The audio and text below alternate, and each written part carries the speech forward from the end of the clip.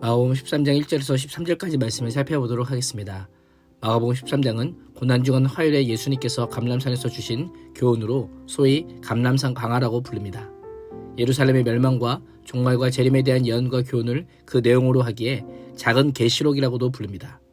1차적으로는 당시 제자들에게 주시는 말씀이지만 궁극적으로는 예수님의 초림과 재림 사이에 사는 모든 그리스도인에게 주시는 말씀입니다. 1절과 2절은 예루살렘 붕괴의 예언입니다. 예수님께서는 과부의 두 랩돈 현금을 통해 당시 종교 지도자들과 유대교가 얼마나 부패하고 성전 기능을 상실했는지를 적나라하게 보여주셨습니다. 예수님께 성전을 나가실 때 제자들 가운데 한 사람이 선생님 보십시오, 얼마나 굉장한 돌입니까? 얼마나 굉장한 건물들입니까? 라고 예수님께 말합니다. 예루살렘 성전의 외형의 화려함과 웅장함에 감탄을 금치 못하였습니다. 예루살렘 성전은 이스라엘 역사에서 세 번째로 지어진 성전으로 헤롯 대왕의 주도로 건축되었기에 헤롯 성전이라고도 부릅니다. BC 19년에 착공하여 63년에 완공되어 무려 82년 동안 지어졌습니다. 성전은 그 터가 예루살렘 전체 면적의 6분의 1에 달했고 성전 주춧돌 하나의 크기가 가로 7.3m, 세로 1.2m나 될 정도로 그 크기와 웅장함은 엄청났습니다. 유대 역사가 요세푸스에 의하면 성전은 흰색 미석으로 지어졌고 각각 돌들이 엇갈려 멀리서 보면 마치 성벽에 파도가 있는 것 같이 아름다웠다라고 합니다. 로마 역사가 타키투스에 따르면 예루살렘 성전은 황금으로 장식된 백색 대리석의 거대한 성곽 같다라고 극찬하였습니다. 갈릴리 촌 사람들인 제자들이 성전의 유형에 감탄하자 예수님께서 더 놀랍고 충격적인 답변을 하십니다. 내가 이 큰 건물들을 보느냐? 돌 하나도 돌 위에 남지 않고 다 무너뜨려지리라라고 말씀합니다. 성전의 겉모습에 마음이 빼앗긴 제자들을 흔들어 깨우십니다. 아름답고 견고해 보이는 성전이 어떤 최후를 맞이하게 될지 예언하십니다. 예수님의 예언은 70년에 로마의 티투스 장군이 성전을 완전히 초토화시킴으로 성취되게 됩니다.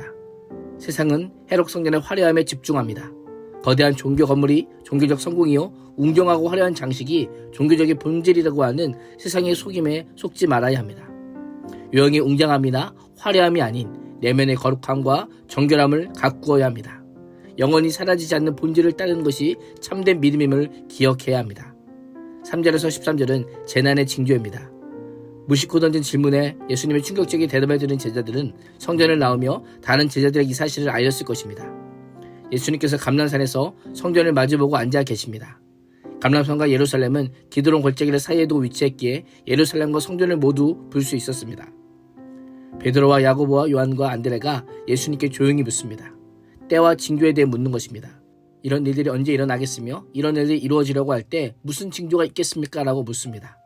제자들 입장에서는 화려하고 웅장한 성전이 붕괴된다는 것은 납득하기 어려웠을 것입니다. 예수님께서 메시아로서 이스라엘을 회복하실 때 성전이 없다는 것은 상상조차 할 수 없었기 때문입니다. 다른 것은 모두 무너져도 빼앗겨도 성전만큼은 하나님께서 자신의 이름과 권위를 위해서라도 남겨두실 것이라고 굳게 믿었기 때문입니다. 예수님께서는 가장 먼저 사람의 미혹을 받지 않도록 주의하라고 말씀합니다. 많은 사람이 내 이름으로 와서는 내가 그리스도라고 하면서 많은 사람을 속일 것이다 라고 말씀합니다. 여기저기에서 전쟁이 일어난 소식과 전쟁이 일어날 것이라는 소문을 듣게 되어도 놀라지 말라. 이런 일이 반드시 일어나야 한다라고 합니다. 그러나 아직 끝은 아니라고 하십니다. 민족과 민족이 나라와 나라가 맞서서 일어날 것이며 지진과 기근이 일어날 것이고 이런 일들은 진통의 시작이다라고 경고합니다. 9절 이하의 경고에는 제자들이 직접 그 대상자가 될 것임을 말씀합니다. 사람들이 제자들을 공의에 넘겨주고 회당에서 매질하며 권력자들과 왕들 앞에 설 것을 예언합니다. 제자들은 예수님께서 걸어가신 길을 따르는 자들이 될 것임을 암시하고 있는 것입니다. 그러나 제자들의 고난당하는 것이 멸망의 징조가 아니라 복음이 온 열방에 전파되는 과정이 될 것임을 알려줍니다. 예수님께서는 복음의 만국 전파를 세상의 종말의 결정적인 징조로 제시하십니다. 마지막 때는 모든 종족에게 복음이 전파되었을 때 임하게 될 것입니다. 이 말씀은 마지막 때를 준비하는 그리스도인의 자세가 어떠해야 하는지를 알려줍니다. 그리스도인으로 마땅히 전도해야 하는 것입니다. 아직 예수 그리스도가 누구인지 듣지 못한 미전도 종족에게 예수 그리스도의 소식을 들려줘야 하는 사명이 우리에게 있는 것입니다. 예수님께서는 제자들에게 사람들이 너희를 끌고 가서 넘겨줄 때 무슨 말을 할까 미리 염려하거나 걱정하지 말라고 합니다. 성령께서 함께 하셔서 할 말을 주실 것이다 라고 말씀합니다. 성령님은 예수 그리스도를 믿는 자 안에 계실 뿐 아니라 친히 그리스도를 증거하시는 분이십니다. 성령님은 그리스도께서 하신 말씀들을 가르치고 생각나게 하시는 분이십니다. 진리 여기신 성령께서 우리로 하여금 그리스도를 증언하는 증거자가 되게 하시겠다라고 약속합니다. 우리의 힘과 능력과 지혜로는 그리스도를 증언할 수 없지만 성령께서 함께 하시면 우리에게 할 말과 지혜를 주시겠다라고 합니다. 말세는 형제가 형제를 죽음에 넘겨주고 아버지가 자식을, 자식이 부모를 또한 그렇게 하고 거슬러 일어나서 부모를 죽일 것이다라고 합니다. 복음을 거절하고 반대하는 자들과는 그들이 가령 가족이라 할지라도 서로 충돌할 것임을 예언합니다. 내 이름 때문에 모든 사람에게서 미움을 받을 것이나 끝까지 견디는 자는 구원을 받으리라고 약속합니다. 제자들은 종말의 때와 징조에 대해 물었지만 예수님은 어떻게 살아야 하는지를 알려주시며 마지막 때를 준비하는 인생이 무엇인지를 가르치고 계십니다.